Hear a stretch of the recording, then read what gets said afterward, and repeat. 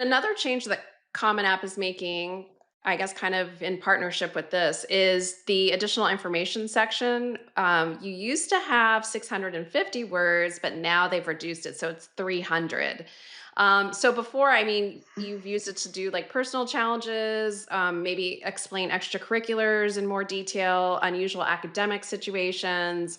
So does that change now that we have this other section and we have a shorter amount of words to be used here? Sure. So I would say that I mentioned like one or two students would use this box to talk about like something bad that went down.